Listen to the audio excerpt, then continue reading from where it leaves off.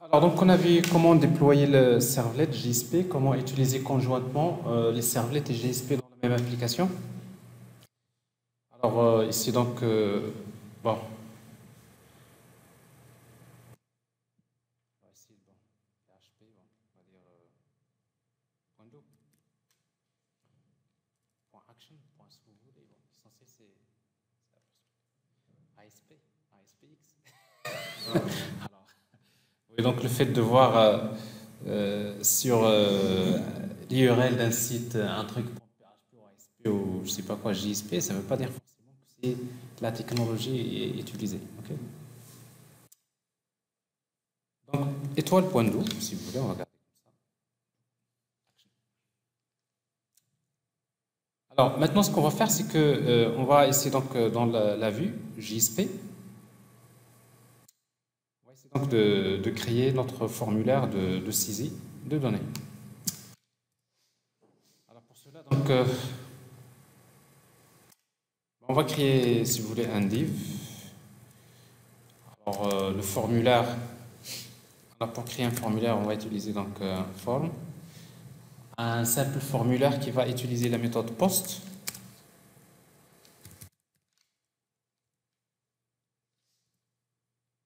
Alors, action, bon, action, on va dire par exemple contrôleur point do. Tout simplement, on va dire calculer mensualité point do. L'essentiel, c'est que quand je valide l'action, j'appelle quelque chose point do. Ça veut dire que c'est toujours le contrôleur qui est appelé. N'est-ce pas? Alors, n'importe quoi point do, finalement, ça peut arriver vers le contrôleur. Mais cette fois-ci, dans le formulaire qu'on va créer, on va utiliser la méthode post. Alors, donc pour saisir les données, pour formater un formulaire, alors, pour le moment, on ne va pas utiliser, si vous voulez, on va pas utiliser le framework Bootstrap, etc. Donc, on va faire quelque chose de plus simple, mais après, je vais vous montrer quand même comment utiliser Bootstrap. Comme ça, vous allez styler correctement votre design. Alors, je suppose qu'ici, ce que je vais faire, je vais créer je vais formater les formulaires dans des tableaux. Je vais créer un table HTML dans lequel je vais créer un tr. C'est pas forcément la meilleure solution, mais après on peut changer. TD. Dans le premier TD, je vais mettre par exemple le montant. Ça, c'est le label. Ensuite, un autre TD dans lequel je vais mettre un champ de type texte. Input type égal à texte. Name. Alors parfois, juste, si vous remarquez, à chaque fois j'ai en fait le réflexe de fermer les balises. Je mets là un slash, c'est pour fermer la balise.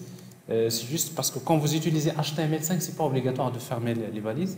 Mais si vous êtes en XHTML, il faut fermer les balises. Donc il vaudrait mieux parfois avoir l'habitude de fermer vos balises, comme ça c'est un peu... Alors name égale. Alors le nom du champ c'est montant.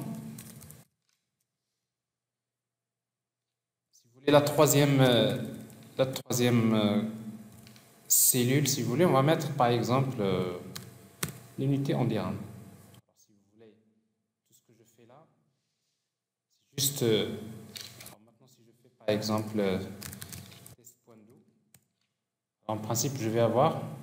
Je vais rien avoir parce que j'ai pas encore quelque chose qui n'a pas été mis à jour.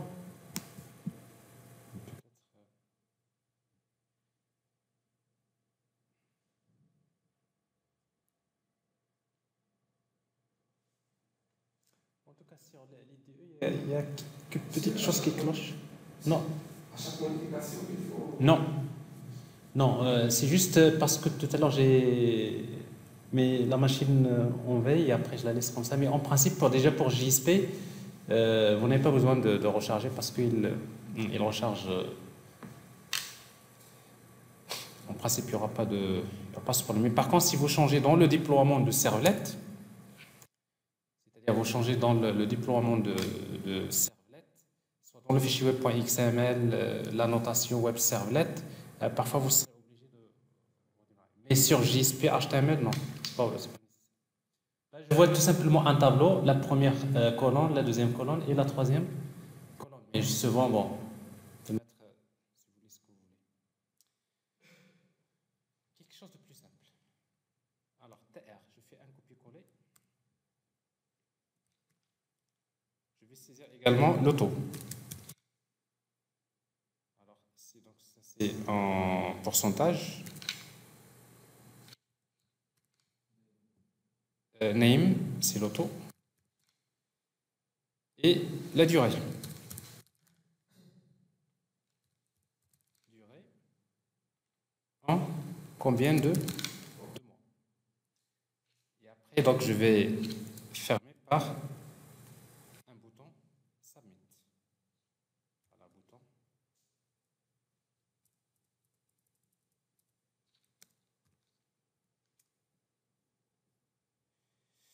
Bouton Type égale Submit.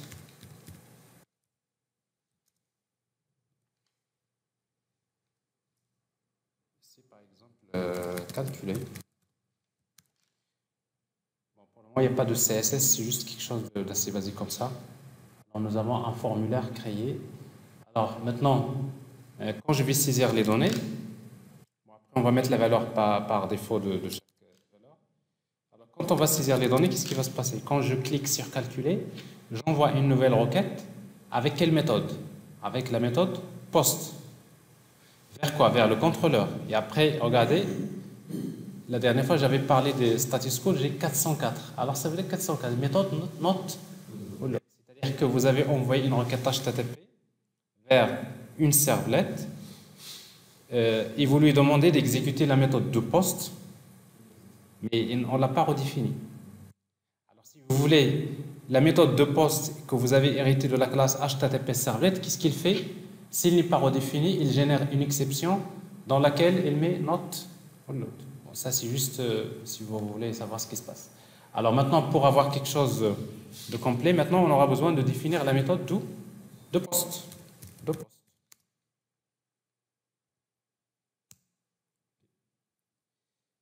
Alors la même chose donc de post, c'est request layer response. Alors dans la méthode de post, qu'est-ce que je vais faire? Donc je vais qu'est-ce qu'on va faire? On va lire les données saisies par l'utilisateur. Alors je vais lire d'abord le montant. Alors, pour lire le montant, donc j'ai besoin d'utiliser l'objet request. On utilise la méthode getParameter. Le champ, comment il s'appelle? Montant. Alors la méthode getParameter retourne un string parce que dans une requête HTTP, on suppose tout ce qui vient, c'est des chaînes de caractères. Donc, quand vous dites getParameter, pour lui, c'est un string. Donc, il faut le convertir en double. Donc, c'est ce qui fait qu'on va utiliser, par exemple, une conversion comme ça, double, .parse double, de tout ça. Alors, je récupère le montant. Ensuite, je récupère l'auto. C'est un double également. Et après, par contre, la durée, int durée. Cette fois-ci, c'est pas double, c'est pass int durée. Alors, je récupère mes données, mais qu'est-ce qu'on va faire avec ces données-là? Maintenant, il va falloir faire appel à la couche métier. Il faut récupérer le résultat. Et après, on va stocker le résultat dans le modèle. Alors jusque-là, j'ai un contrôleur, j'ai une vue, mais je n'ai pas encore créé de modèle, n'est-ce pas? Alors maintenant, en réalité, si vous voulez respecter MVC, bon, avant de créer votre contrôleur et votre vue, il faut d'abord créer le modèle. Alors pour moi, le modèle, c'est quoi? C'est une classe qui est définie par 4 variables. Il y a le montant, la durée, l'auto, c'est X ici, et après il y a la mensualité. Le modèle, qu'est-ce qu'il permet? Il permet de stocker les données qu'on va saisir et les résultats qu'on va afficher. Alors, on va le créer et on va l'utiliser. Comme ça, on va voir comment respecter maintenant ce pattern MVC. Alors, si vous voulez créer le modèle, donc on va dans le dossier source, dans le package web, parce que le modèle fait partie de la couche web. Je vais créer une simple classe que je vais appeler crédit modèle.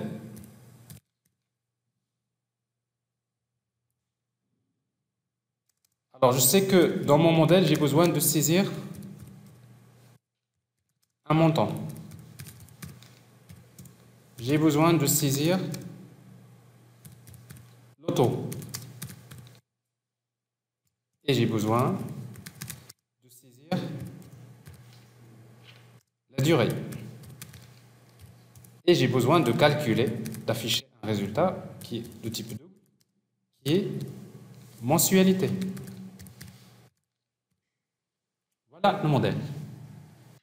C'est une manière un petit peu de créer un objet qui est déjà fait pour stocker toutes les données qui vont s'afficher dans la vue. C'est ça ce qu'on appelle un modèle dans le cadre de MVC. Alors maintenant, il nous faut les getters et setters. On va générer les get et set. Get, set. Alors, on va générer tous les getters et setters, il n'y a pas de souci. Vous générez un constructeur sans paramètres, un constructeur avec paramètres, c'est peu que vous en aurez besoin. Générer un constructeur sans paramètres, donc from superclass. Un constructeur avec paramètres, using fields. Tous les paramètres. Bon, ça c'est un simple JavaBean. JavaBean, c'est-à-dire c'est une classe avec des attributs privés, getters et setters. Alors maintenant, je sais que j'ai un modèle.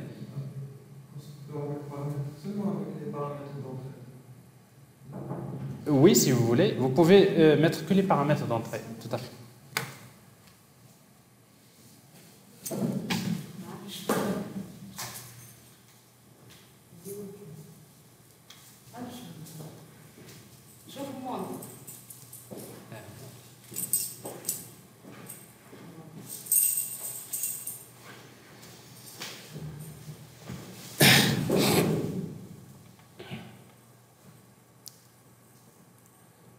Donc, vous avez ici, donc en principe, vous dites, je vais créer un constructeur avec tous les paramètres, je vais ajouter un constructeur avec uniquement 3 paramètres, par exemple, etc. Donc, vous pouvez faire ce que vous voulez. Vous pouvez créer autant de constructeurs que vous voulez. L'essentiel, c'est que vous avez des constructeurs avec paramètres et sans paramètres. Alors, maintenant, au niveau de notre contrôleur, maintenant, je reviens à ce que nous avons fait. C'est que j'ai une vue, je vais saisir les données. Quand je clique sur le bouton calculer, je fais appel, j'envoie une requête avec post vers calculer mensualité.do. Alors, finalement, qu'est-ce qui va être appelé? C'est la méthode de post. La méthode de post, qu'est-ce qu'on fait? On récupère les données, on va les stocker dans le modèle. Pour les stocker dans le modèle, bon, je sais que j'ai une classe que je viens de créer qui s'appelle crédit modèle. Modèle égale new crédit modèle.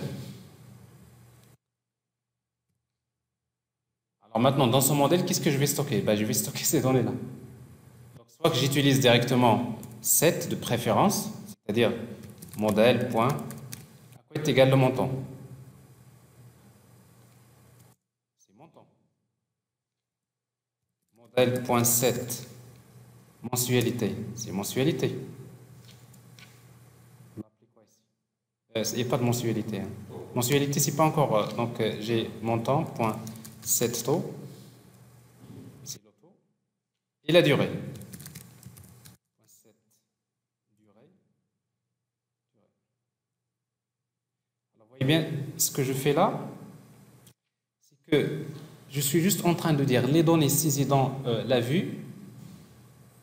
Ils sont envoyés vers le contrôleur et le contrôleur, vous voyez, le contrôleur va stocker ces données-là dans le modèle. Ça, dans MVC, généralement, on a toujours ce qu'on appelle ce lien-là entre les données saisies dans la vue et le modèle. Alors, cette opération, c'est ce que nous appelons data binding. Data binding, c'est-à-dire la liaison entre les données saisies dans la vue et l'objet modèle qui va les stocker. Alors généralement ici, donc, ça c'est juste une opération de base. Alors une fois que j'ai stocké ces résultats, maintenant qu'est-ce qu'on va faire? On va faire appel à la couche métier parce qu'on a besoin de faire le calcul. Alors pour faire appel à la couche métier, nous aurons besoin d'utiliser quelle classe? Nous avons déjà une classe qui s'appelle crédit métier implémentation, qui contient déjà la méthode qui permet de faire le calcul. Alors pour cela, donc, on aura besoin d'instancier le métier. Mais pour créer une instance de la couche métier, alors si je fais ici créer des métiers, je peux le faire là, souvent vous le faites, créer des métiers égale new, créer des métiers implémentation. Bon, ça va marcher, pas de problème. Sauf que à chaque fois que j'envoie une requête, à chaque fois il y a quelqu'un qui clique sur un bouton, je crée un objet de crédit métier implémentation. Alors si vous voyez, donc à chaque fois je crée un objet. Mais en réalité, est-ce que j'ai besoin d'instancier la couche métier plusieurs fois? Non, je n'ai pas besoin. Je peux l'instancier une seule fois. Alors comment on fait généralement pour ne pas faire ça? Qu'est-ce qu'on fait? On déclare dans le contrôleur. Dans le contrôleur, on déclare un objet de type crédit métier. Alors, comme j'ai créé une interface, de préférence de déclarer un objet de type i crédit métier, c'est l'interface. Alors, l'objet, je vais l'appeler métier, n'est-ce pas? Donc, je déclare un objet de type i crédit métier, ça veut dire, normalement, métier, on peut lui affecter n'importe un objet d'une classe qui implémente cette interface. Je peux utiliser la classe, mais vous allez voir que généralement, quand on déclare des variables, il est préférable d'utiliser l'interface implémentée par la classe. Alors ça, je ne vais pas rentrer dans les détails, mais c'est un cours que nous allons faire par la suite qui s'appelle l'injection des dépendances ou bien l'inversion de contrôle. Et vous allez comprendre que c'est bien de commencer à prendre l'habitude de travailler comme ça. Mais pour le moment, ça ne change rien. Pourquoi? Parce que maintenant, je vais instancier la couche métier. Mais pour l'instancier, où est-ce que je vais l'instancier? De préférence, de le faire dans la méthode init. C'est-à-dire, je vais écrire métier égale new métier crédit métier implémentation.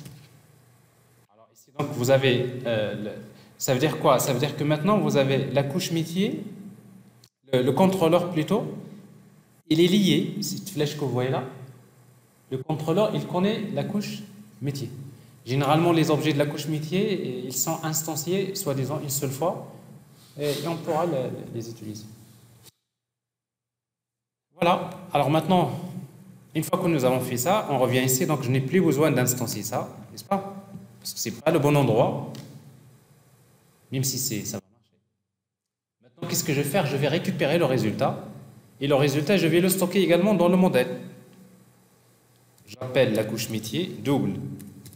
Résultat égale à quoi? C'est métier, point, calcul, mensualité. Alors ici, qu'est-ce que je vais mettre? Ça, c'est le montant, le taux et la durée. J'ai le résultat. Mais ce résultat lui-même, je vais le stocker encore dans le modèle. C'est-à-dire, modèle.set, mensualité, c'est résultat. Alors vous savez, tout ce que vous voyez là, en réalité, tout ce code-là, on peut l'écrire en une seule ligne. Hein? Enfin, une seule ligne, c'est-à-dire quelques lignes, on peut simplifier, mais de préférence, pourquoi je fais ça étape par étape? Comme ça, vous allez savoir que le contrôleur, c'est toujours son travail, c'est quoi? C'est d'abord, c'est lire les données de la requête, valider ces données-là.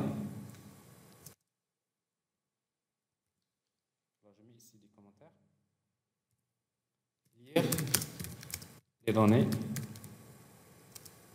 la requête. Ensuite, l'étape suivante, c'est valider. Je fais la validation généralement. Valider les données. Ici, on ne va rien faire, puisque normalement, quand vous avez l'auto, il faut vérifier est-ce que c'est pas, est-ce qu'il est compris entre telle valeur et telle valeur, etc., etc. Donc ça, c'est la validation côté serveur, la vérification des données, si vous voulez. Et par la suite, stocker.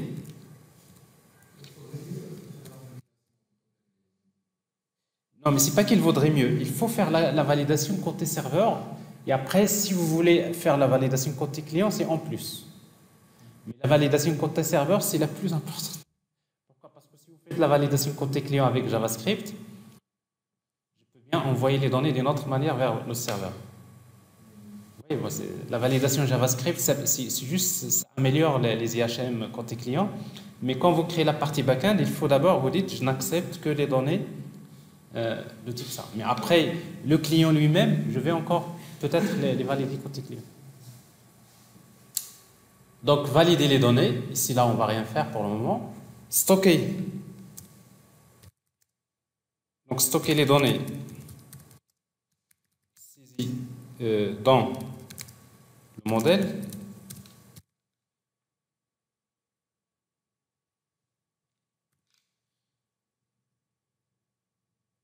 Ici, c'est faire appel à la couche métier.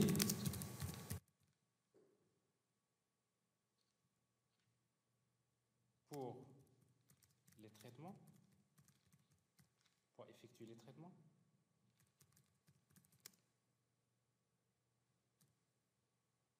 Et ici, qu'est-ce qu'on va faire? Maintenant, stocker le résultat dans le modèle. Stocker les résultats dans le modèle. Maintenant, qu'est-ce qui reste? J'ai terminé. Il faut maintenant que je revienne vers la vue. Je vais faire un forward vers la vue. C'est-à-dire, à nouveau, je vais faire ça. Request. Donc, ici.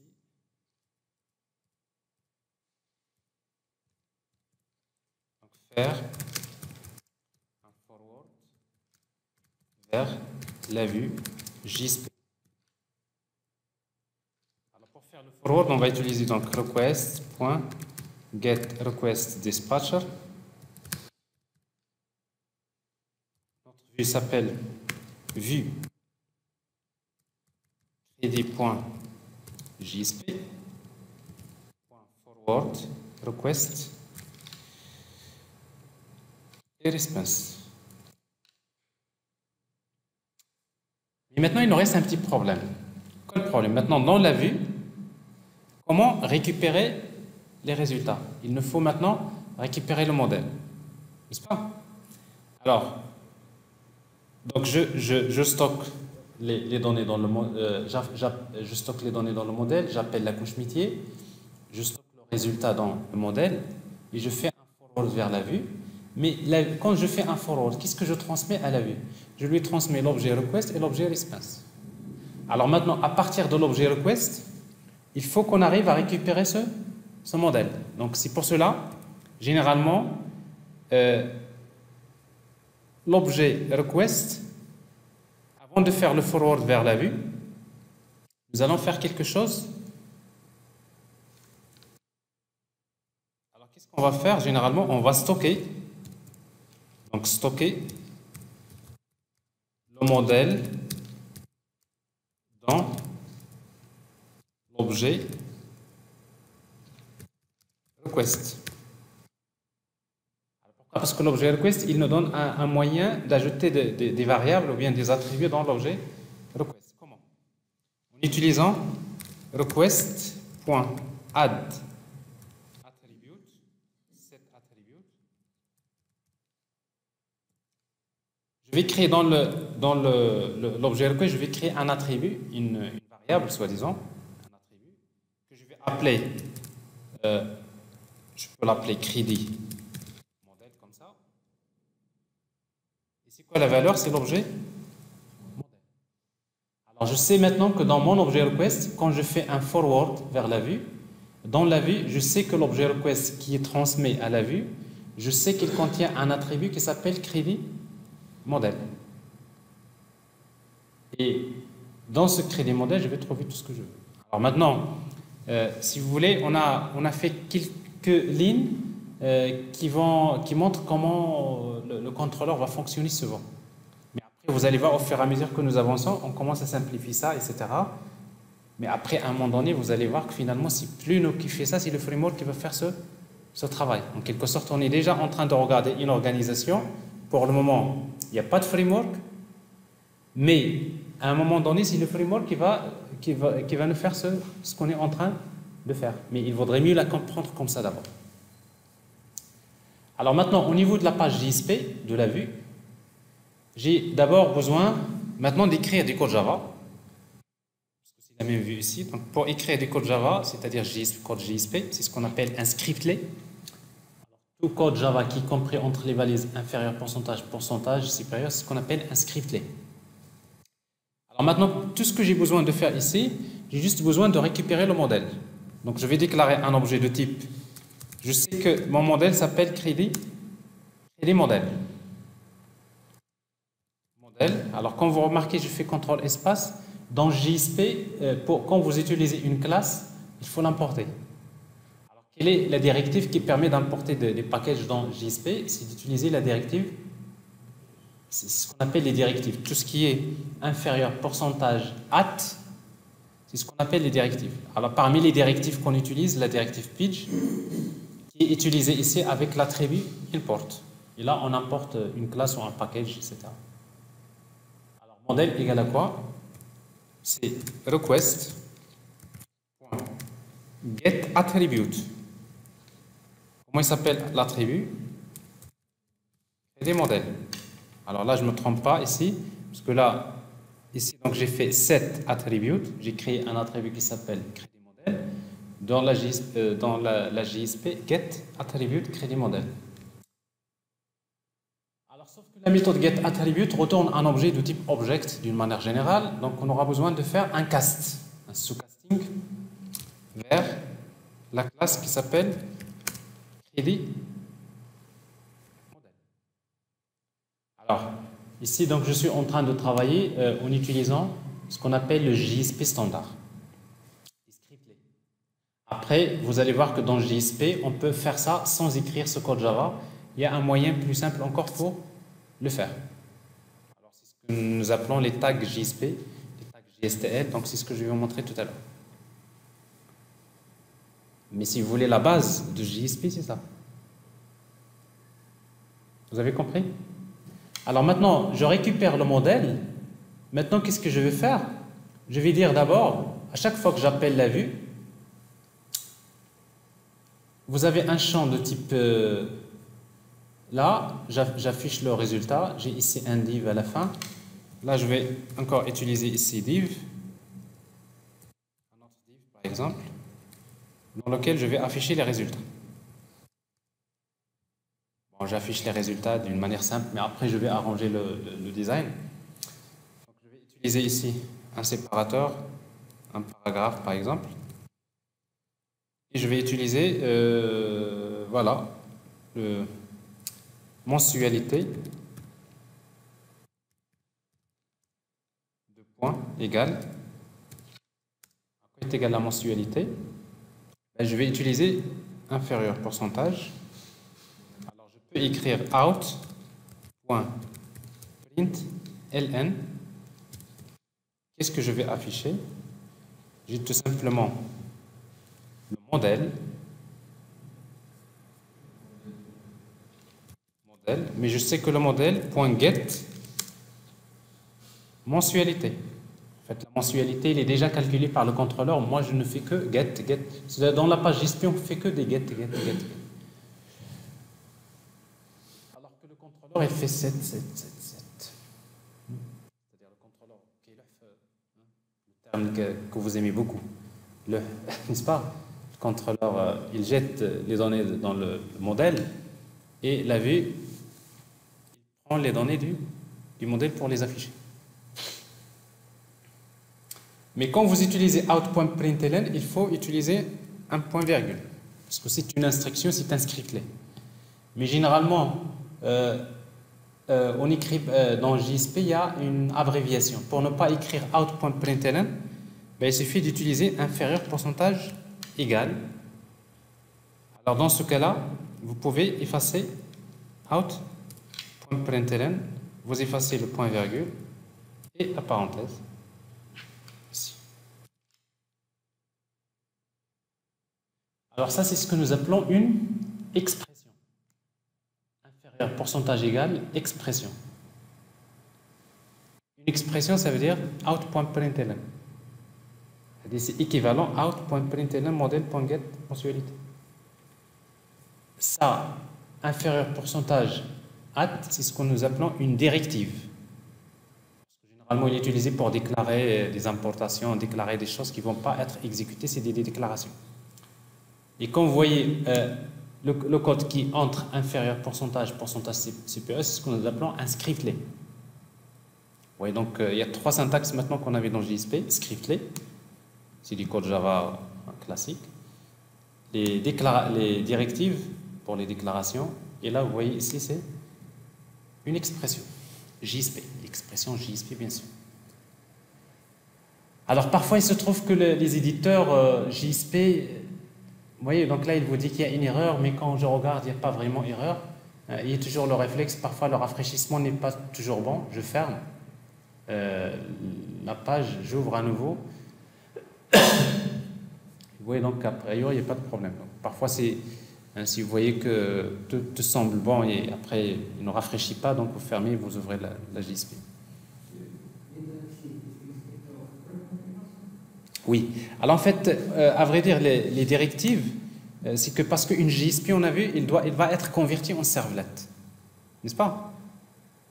Et une servlet elle-même, qu'est-ce qu'elle contient? Une servlet, c'est une classe. D'ailleurs, il a des import. Donc c'est-à-dire en quelque sorte le code qui va être généré à partir de la JSP,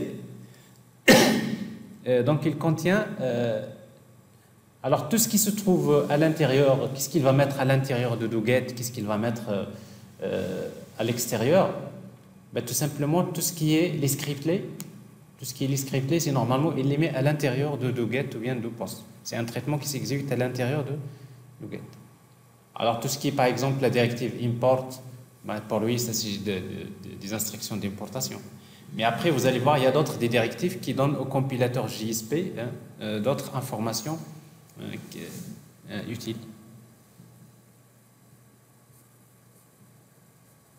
Alors, on va regarder si ça marche d'abord.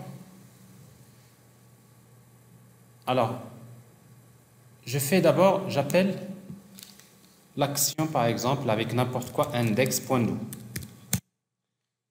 Je vois déjà qu'il y a un petit problème dès le départ. Là, j'envoie une requête avec get. N'est-ce pas? Et ça veut dire que j'appelle la méthode doGet. C'est doGet qui s'exécute. doGet, qu'est-ce qu'il fait? Il revient vers la JSP. Or, maintenant, dans la JSP, vous tentez de récupérer un modèle. N'est-ce pas? Mais le modèle n'est pas créé. Il retourne nul. Et vous dites un stocasting vers crédit modèle. Il y a un problème, null pointer exception, c'est-à-dire vous ne pouvez pas faire un cast d'un nul vers un objet. Alors maintenant, pour éviter ce problème-là, soit que vous commencez à faire ici un test s'il est différent de nul, etc. Ça, a priori, vous n'avez pas besoin. Ou tout simplement, vous dites ici, il faut, avant de faire un forward vers la vue, je vais d'abord stocker dans l'objet request. Ça, c'est une reprise du code de tout à l'heure. Je vais dire, dans l'objet request, j'ai un attribut qui s'appelle crédit modèle. C'est quoi la valeur par défaut? C'est new crédit modèle. C'est-à-dire que au début, je vais supposer que j'ai dans le modèle un objet de type crédit modèle. C'est-à-dire je prends les valeurs par défaut. Et c'est quoi les valeurs par défaut? C'est des zéros. Logiquement, on devrait afficher des zéros. Hein. Donc, souvent, on fait ça. C'est-à-dire que avant d'aller vers la vue, notre modèle, il faut qu'on lui donne un objet avec des valeurs par défaut. Alors maintenant, si vous le laissez comme ça, on n'aura pas de problème. Alors d'ailleurs, c'est la raison pour laquelle ici, vous voyez 0. Alors pourquoi 0 parce que la valeur par défaut de mensualité, c'est 0. D'ailleurs, la même chose, ici, on devrait afficher les valeurs par défaut. Donc, ça va nous afficher les données qui se trouvent dans le modèle. Maintenant, si je saisis, par exemple, 200 000, 4,5, avec la durée de 240, alors, a priori, nous avons quelque chose qui marche. C'est les mêmes valeurs de tout à l'heure. Mais là, il faut quand même qu'on garde les données du modèle. C'est-à-dire qu'à nouveau, une zone de texte, il faut qu'on fasse ce qu'on appelle le data binding dans les deux sens. C'est-à-dire, les données qu'on va saisir dans la vue, les données qu'on va saisir dans les champs de texte, ils vont vers le modèle, mais au moment de l'affichage, les zones de texte vont afficher les données qui se trouvent dans le modèle. C'est-à-dire, on fait la liaison dans les deux sens. Et du coup, on va utiliser ici value. Alors, value quoi? Donc, dans la zone de texte montant, je vais afficher inférieur pourcentage égal modèle.get montant. C'est-à-dire ici, donc, je vais afficher la valeur de la variable montant qui se trouve dans le modèle. Je fais la même chose ici. CTRL-C, CTRL-V. Alors ici, donc, modèle.get to. Et là, c'est get durée.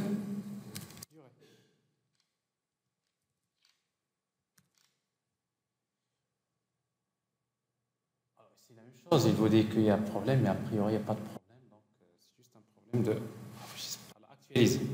Alors toujours, je suis sur index.do, c'est doGet. Alors là, un petit souci, non, un petit problème, parce que normalement, je devrais avoir les valeurs par défaut. Ça veut dire que la JSP n'a pas été... Alors, normalement, quand j'enregistre, il n'y a pas de problème. Actualiser.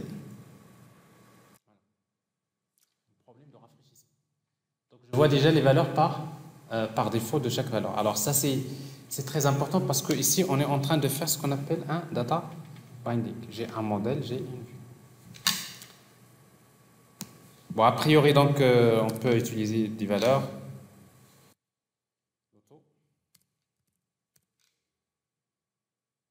Et après, la durée. Calculer. Bon, ça marche. Après, bon, il faut formater, il faut améliorer le design, il faut, etc. Alors, au début, on va essayer de faire quelque chose de plus simple avec CSS vous-même. Vous essayez de créer une simple feuille de style CSS. Mais après, je vais utiliser Bootstrap. Comme ça, vous allez voir comment l'utiliser pour faire plus simple. Alors, je vais utiliser quand même un fichier CSS. Alors, pour utiliser un fichier CSS, donc je vais supposer que dans mon projet, dans le dossier Web Content, il y a un dossier que je vais créer qui s'appelle CSS.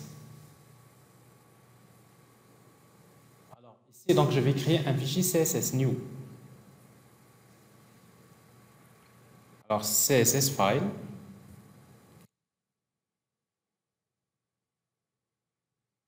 Que je vais appeler style.css.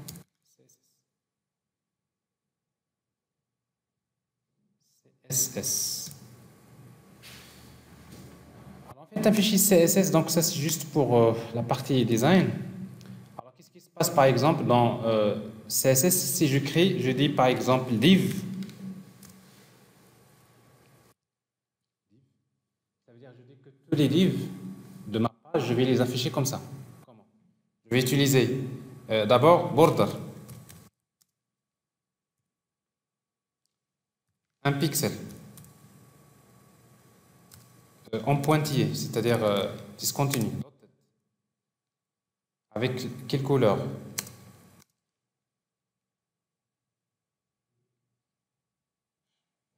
Une couleur gris.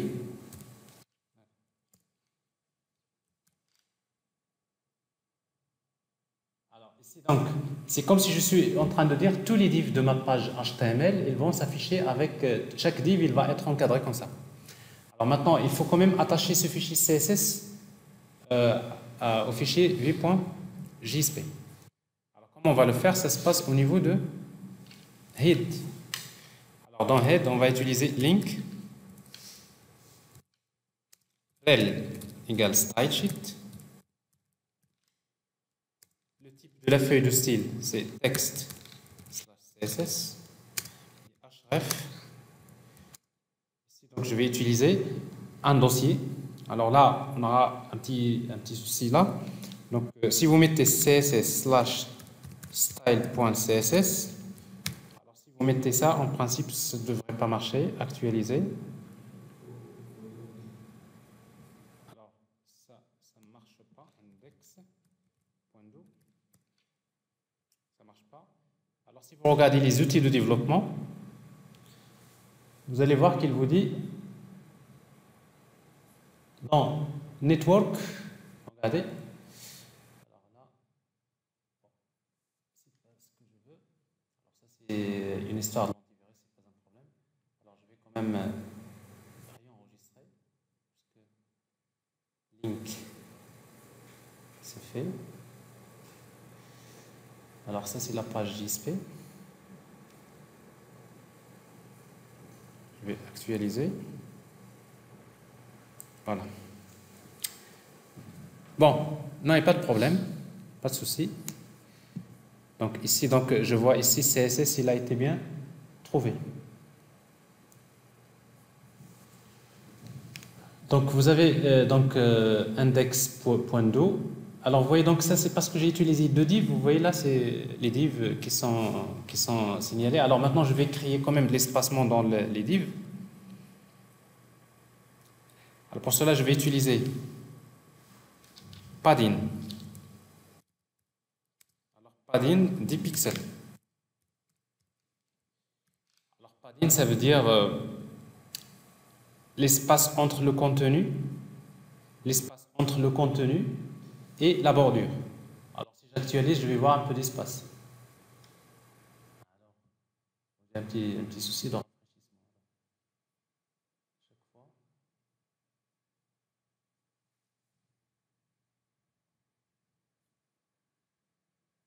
Alors ça c'est un problème de cache. C'est-à-dire même si j'ai modifié le fichier CSS, il n'a pas... C'est-à-dire il charge le fichier CSS qui se trouve toujours dans le cache. Et parfois vous avez ces petits soucis-là à régler. Alors actualiser. Donc, je recharge la page. Il n'a même pas encore complètement démarré. Voilà. Voilà, on voit un peu d'espace ici, padding, et je vais créer de la marge entre les divs. Si vous voulez, vous utilisez par exemple margin. Margin.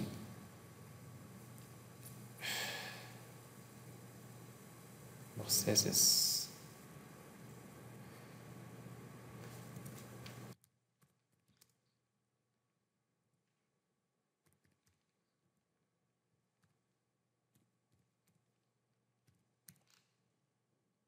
Etc. Alors ici, donc, on peut continuer à faire quelque chose. Bon, ça, c'est juste pour vous montrer. Vous voyez, donc, il y a une petite marge qui a été rajoutée, etc. Là, je suis en train de commencer à faire mon design comme ça. Si je suis un bon designer et que je maîtrise beaucoup CSS, vous pouvez toujours faire pas mal de choses. Mais en général, on ne fait pas. Pourquoi? Parce que c'est bon, au niveau CSS, il y a des frameworks comme Bootstrap, par exemple, que vous pouvez utiliser. Alors, c'est ce que je vais faire. Je vais rapidement utiliser un fichier Bootstrap. Alors, ce que je vais faire, c'est que je vais prendre un fichier Bootstrap que j'ai déjà quelque part ici, Bootstrap CSS. Bootstrap.css. Ah, on va voir quelque chose ici. CSS, voilà. Bootstrap.min.css. Alors, c'est un fichier que vous pouvez récupérer. De toute façon, vous pouvez télécharger le framework Bootstrap, vous cherchez au complet. Mais si vous voulez utiliser l'essentiel de Bootstrap, vous avez besoin d'un seul fichier que je vais copier dans le dossier CSS, paste, bootstrap.min.css. Alors ce fichier-là, on va l'inclure dans la page.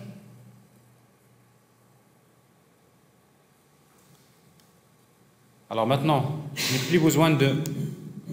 Si vous voulez, je peux le laisser en cas de besoin, mais je vais quand même aller vers bootstrap.min.css.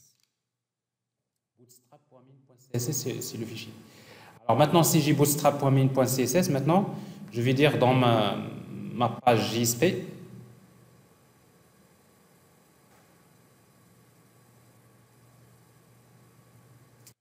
je vais utiliser des styles Bootstrap. Par exemple, je vais faire table,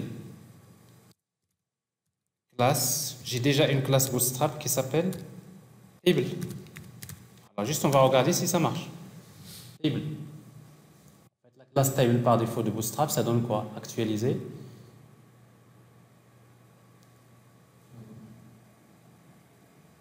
Ça ne marche pas. Si ça marche?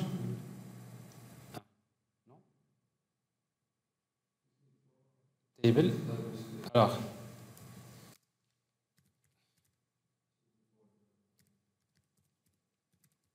Non, parce que le modèle table stripped.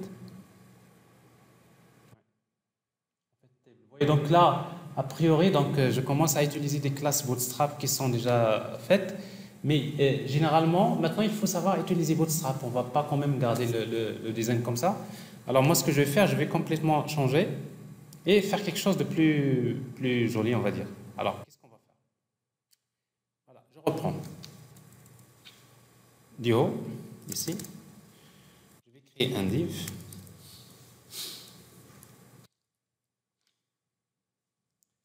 Je vais utiliser une classe Bootstrap qui s'appelle container. À l'intérieur de laquelle je vais créer un div classe égale panel.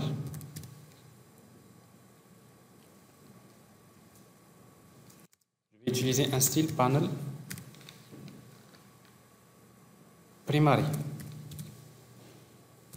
C'est du bleu. Dans un panel, je vais utiliser, après je vais vous montrer c'est quoi ça. Div, je vais utiliser une classe qui s'appelle panel header. Ça c'est par exemple simulation. Je vais créer le texte simulation du crédit.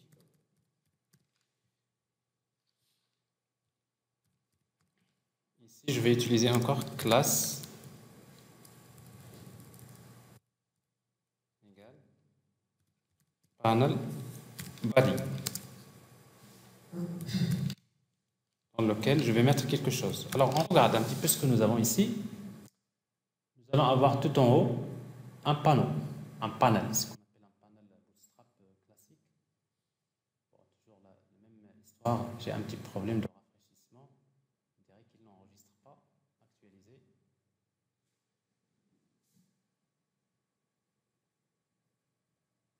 Alors, il y a quelque chose qui cloche également. Alors, panel. Alors, qu'est-ce que j'ai ici? Donc, container, panel primary, panel hidden, panel hidden, panel body.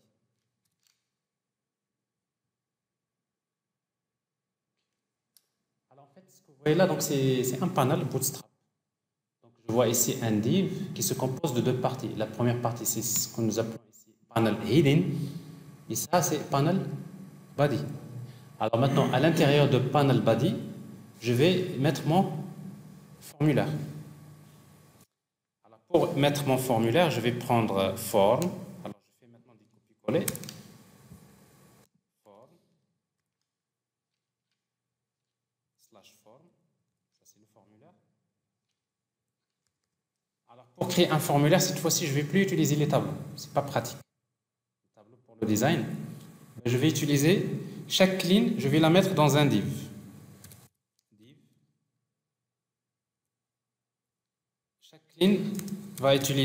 Chaque ligne du formulaire, si vous voulez, il va utiliser une classe qui s'appelle formGroup.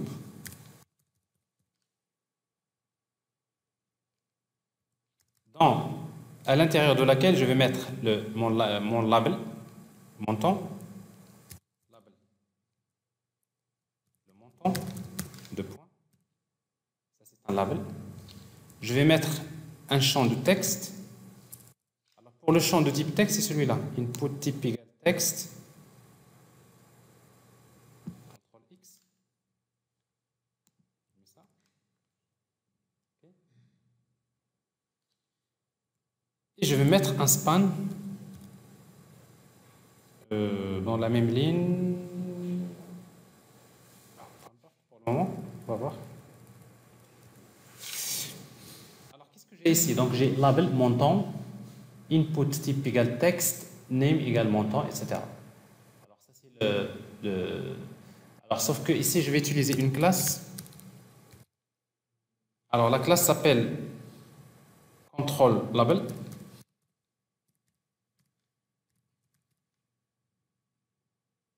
Ici, je vais utiliser une classe qui s'appelle form control. Regardez ce qui va se passer. Actualiser. Bon. Fermé. Alors, normalement, ce problème, vous ne devrez pas l'avoir. Actualiser. Alors, qu'est-ce que vous voyez là? Donc, je vois donc mon temps.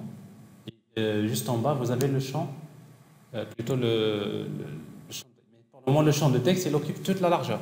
Mais après, je vais régler un petit peu la largeur de tout c'est-à-dire ce livre-là. Okay? Mais c'est déjà pas mal. Alors, je fais la même chose pour les autres.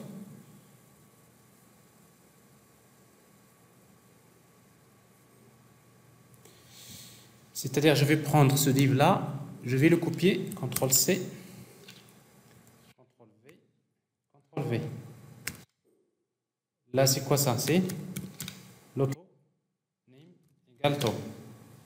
Ici, c'est durée. Là, name égale durée. À nouveau, get. Ça, c'est get taux. Et ça, c'est get durée. Et après, il me faut le bouton. Alors, toujours dans mon formulaire, je vais utiliser le bouton. C'est calculer.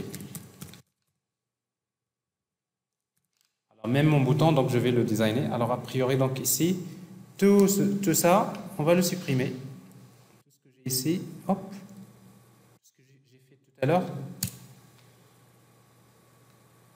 Bon, je l'ai remplacé par quelque chose d'autre. C'est toujours au niveau fonctionnel, je n'ai rien changé, mais ce que j'ai changé, c'est le design. Actualiser. Donc j'ai mon formulaire, donc ici l'auto, etc., etc. Alors, pourquoi il y a encore ça ici? Parce que c'est parce que j'ai pas enregistré. Bah, c'est pas que j'ai pas enregistré, j'ai toujours ce problème de rafraîchissement. Je ferme, je ferme tout court. Même changement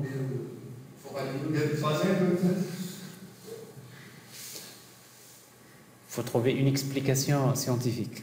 Parce que je sais pas. Ce qui m'arrive parfois, c'est que je lance Eclipse, je ferme jamais Eclipse, bon, je le laisse comme ça, mais en principe, ce problème, vous ne devrez pas l'avoir. Alors ici, donc, la mensualité, donc je vais quand même la mettre... le bouton aussi, on va lui donner de la couleur aussi. On va utiliser bouton, bouton, bouton, bouton. Bouton classe. Classe égale btn. C'est un bouton. Et après btn, quel style je vais utiliser? Par exemple, danger. Bon, plein de couleurs. Danger, c'est le rouge. Primary, c'est le bleu.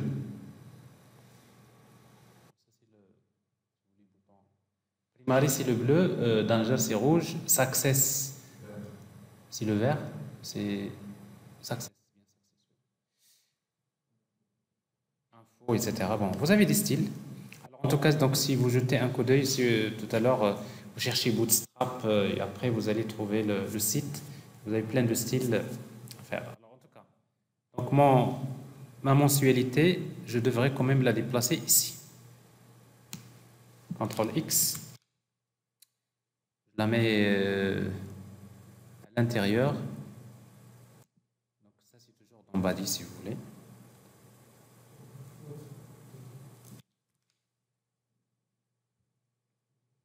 Mensualité. Alors même la mensualité, si vous voulez, vous pouvez le...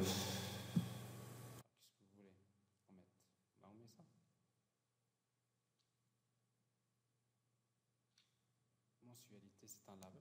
Parce que là, généralement, c'est pas bien de travailler comme ça. Donc ce div, je vais utiliser label. Mensualité. Et juste après encore, je vais mettre un autre label à l'intérieur duquel je mets inférieur pourcentage égal. Je mets ça. CTRL X. CTRL V. Je supprime le reste. Je crois que c'est pas tout ce reste là, jusque là. Alors ce P là avant. Bon, je vais avoir ça à l'intérieur ici. Je veux bien, mais lui il veut pas. Alors, il faut mettre un peu de l'espace et bon. Alors pour cela, donc c'est pareil. Voilà. Alors on peut utiliser d'autres, voilà, panel footer. Il y a plein de styles. Alors juste, je vais quand même au niveau de la largeur. Alors avec Bootstrap, il y a le Bootstrap, il se base sur un design, si vous voulez, à 12 colonnes. Il suppose qu'une page est divisée en 12 colonnes. Mais du coup, donc, si vous voulez, par exemple, que votre div occupe la moitié de l'écran, donc vous lui dites, je veux 6 colonnes, par exemple. Alors, il y a ici juste, pourquoi c'est souligné en jaune? Ça veut dire qu'on a oublié un slash div quelque part. N'est-ce pas? Donc, il y a un slash div qu'on a. Non? Oui, plus qu'un. Même le container, il n'est pas là. Non?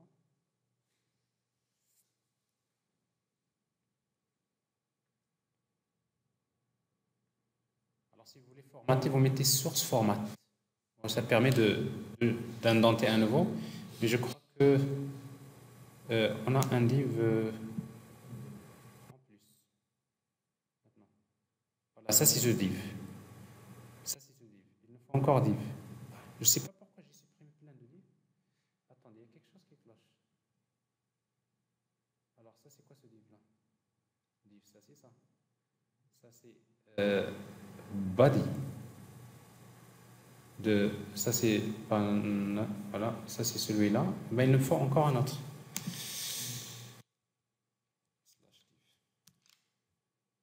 Ouais. Alors maintenant, si vous prenez celui-là, ça représente celui-là.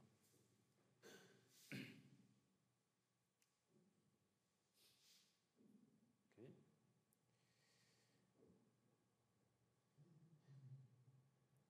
Alors maintenant, tout en haut, donc vous pouvez mettre un peu d'espace, etc. Ici. Normalement, vous utilisez une classe CSS dans laquelle vous pouvez utiliser un spacer que vous personnalisez. Mais si j'ai utilisé un simple paste juste pour avoir ça, on va quand même le faire parce que c'est pas bien de laisser les choses comme ça. Alors j'ai mon fichier maintenant CSS de tout à l'heure. Je vais juste ça, je n'aurai plus besoin. Je vais utiliser une classe que je vais appeler spacer. pour laquelle je vais utiliser spacer, je vais utiliser margin. Margin top, par exemple 20 pixels. Bon, c'est-à-dire un espace de 20 pixels. Alors maintenant, dans ma page JSP, j'ai bien lié à bootstrap.min.css. Je vais faire la même chose pour style. Ça, c'est mon style. Et comme ça, par exemple, ici, dans ce P-là, je peux utiliser, par exemple, PSpacer, plutôt classe égale spacer. Bon, ça, c'est la classe spacer que j'ai créée. Bon, ça permet de, en principe, s'il a bien le spacer, alors s'il a bien chargé le fichier CSS, voilà. Bon, a priori, ça marche. Je vais créer, par exemple, ici, utiliser spacer également.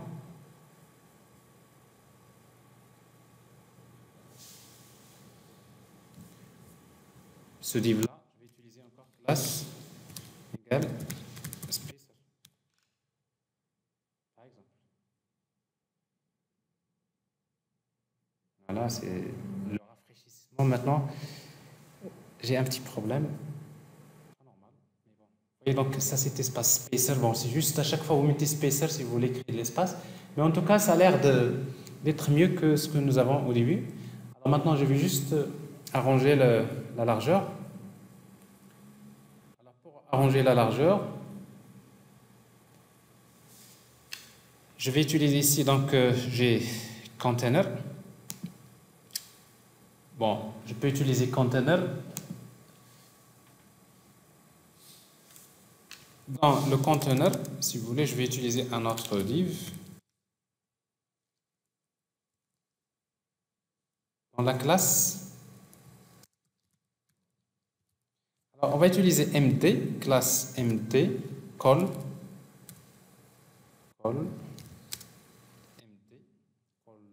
MD-6. Alors ça veut dire quoi call MD6? Call MD6, c'est-à-dire que ce div-là, il va occuper combien de colonnes? 6 colonnes. Mais quand est-ce? Quand vous avez un écran médium. Si par exemple l'utilisateur utilise un écran d'ordinateur, donc le div, il va occuper 6 colonnes. Mais supposons que l'utilisateur utilise par exemple un smartphone. Parce que pour le smartphone, si vous mettez la moitié du smartphone, c'est pas beaucoup. Donc, pour le smartphone, vous voulez qu'il occupe 12 colonnes. Donc, je vais utiliser par exemple extra small, xm, call, extra small, 12. Ça veut dire pour un écran extra small, c'est 12. Mais pour une tablette, c'est call sm small, 6. Mais tout ce que j'ai ici, je le mets à l'intérieur de ce div. Alors je prends ce slash div que j'ai ici. Bon, si vous voulez, CTRL X. Et après, à la fin, je vais mettre slash div. Mais après, il y a un slash div qui manque en tout cas. Je vais formater à nouveau. Non, j'ai raté quelque chose.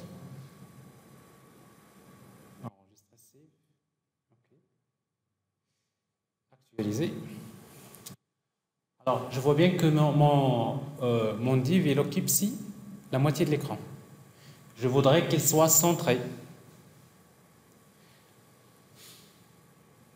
Alors, pour qu'il soit centré, je vais lui dire en call md6,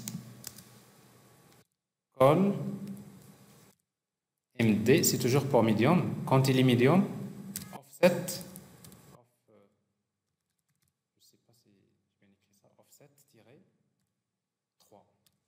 Avec décalage. Parce qu'en fait, j'ai 12 colonnes. Lui, il occupe déjà 6. Si je le décale 6, il est en plein milieu, n'est-ce pas? Alors, on va regarder.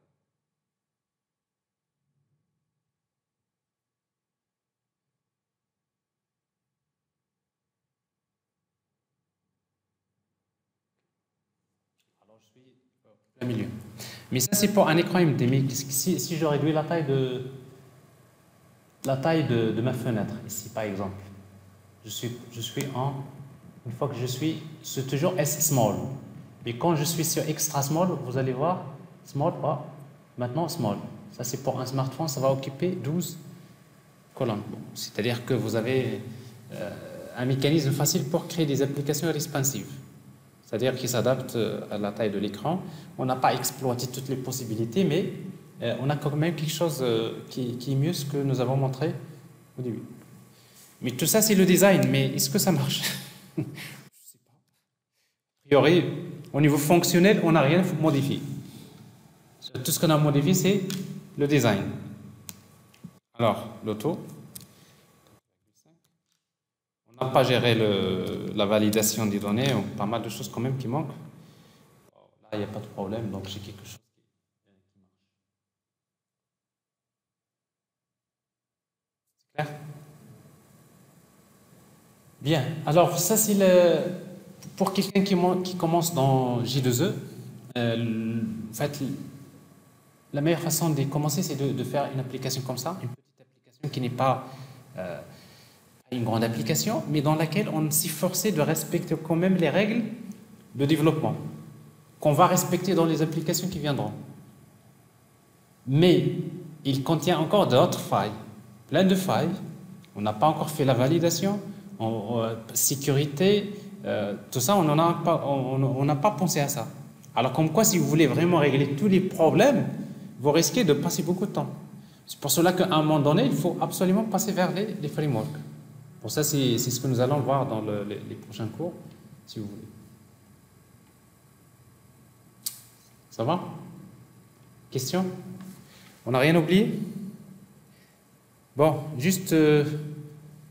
si vous voulez optimiser quelque chose, ici par exemple, vous pouvez remarquer quelque chose ici, new, bon, a priori il n'y a pas de souci.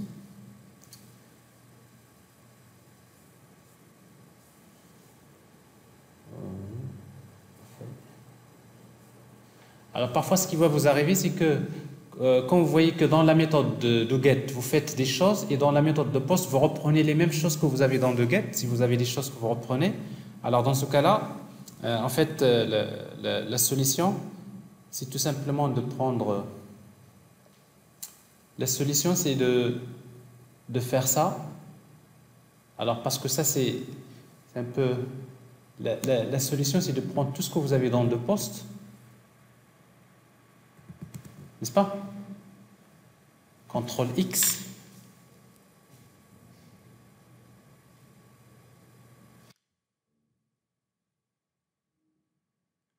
Vous prenez tout ce que vous avez dans de post, vous le mettez dans doGet. Et après, dans de post, vous faites appel à la méthode doGet. Mais dans doGet, vous allez tester. Si le ifRequest, si la méthode get, vous faites ça. Si la méthode post, vous faites l'autre. Pour ne pas avoir un petit peu dispatcher le contenu, mais tout ça on va le voir dans le prochain TP parce qu'on aura besoin de faire plusieurs cas, parce qu'ici il n'y a qu'un seul bouton, un seul cas, mais quand vous avez un contrôleur avec beaucoup de cas, vous allez avoir un petit peu des choses à arranger. Mais bon, je préfère laisser les choses comme ça maintenant pour le moment, et après, dans les prochaines applications, vous pouvez voir ce que vous pouvez améliorer.